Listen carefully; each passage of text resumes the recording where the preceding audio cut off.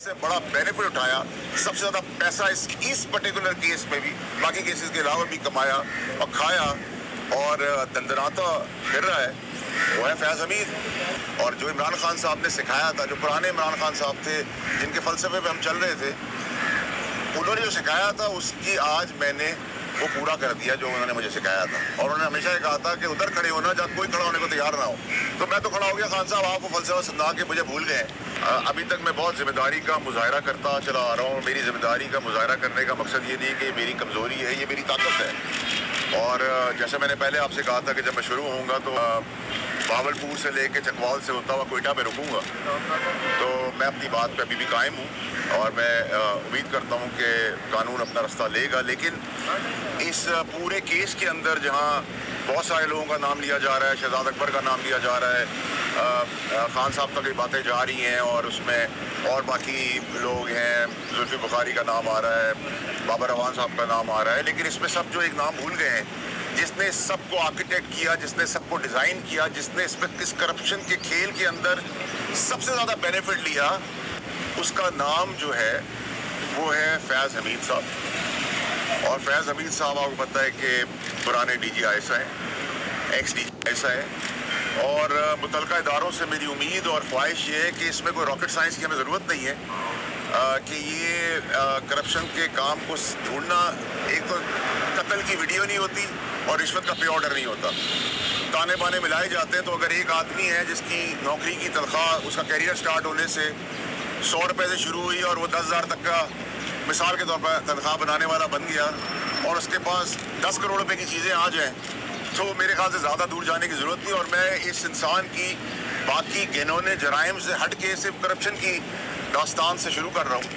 बाकी मेरी जिम्मेदारी है कि मैं ज़िम्मेदार रहूँ और अपनी को ताकत बना के चलूँ।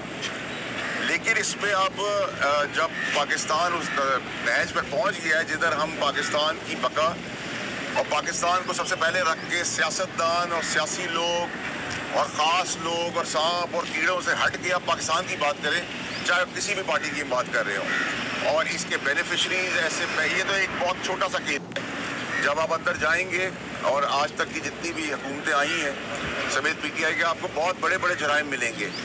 तो अभी मैं वो घिनौने भयानक जराइम की तरफ तो निशानदेही अभी नहीं कर रहा, जो मेरे अंदर राज जमा है और मैं वहाँ तक पहुँचा भी दूंगा। लेकिन आज मेरी कंपल्शन थी कि मैं ये बताऊँ कौम को कि आप जब बात करते हैं कि इसके बेनिफिशरी इमरान खान साहब हैं या शहजाद अकबर हैं शहजाद अकबर साहब होंगे और बाकी लोग भी होंगे, लेकिन इसको मास्टरमाइंड करने वाला जो आदमी है जिसने इसको डिज़ाइन किया, इस करप्शन का सबसे बड़ा बेनिफिट उठाया, सबसे ज़्यादा पैसा इस पर्टिकुलर केस में भी, बाकी केसेस के अलावा भी कमाया और खाया और दंदनाता फिर रहा है, वो है फैज़ हमीद। और उसकी बाकियात आपको पता है। मैं अभी फैज़ हमीद साहब की सिर्फ लोकल एसेट्स, पाकिस्तान के एसेट्स की बात कर रहा हूँ, बैरून मुल्क तक अभी मैं नहीं जा रहा, जाऊँगा, अभी नहीं जा रहा। उनकी बाकियात सेनेट में ही मौजूद है, दाएँ बाएँ भी मौजूद है।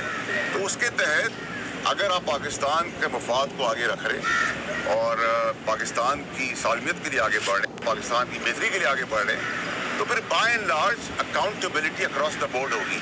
ऐसा नहीं होगा कि सियासतदान की होगी, ब्यूरोक्रेट की होगी, पुलिस वाले की होगी, मीडिया वाले की होगी, कारोबारी की होगी, और कुछ पाकिस्तान या उसके कानून से ऊपर जी कोई जस्टिस है, कोई जज है या कोई इस्टेब्लिशमेंट से है जिसने भी जो काम किया होगा। और कुछ लोग इन्होंने जराइम में मुलव्वस हैं, उनकी करप्शन की दास्तान की पहली सीढ़ी मैंने आज रख दी है पाकिस्तानी कौम के आगे, और मैंने अपना फ़र्ज़ अदा किया है और आगे अदा करता रहूँगा।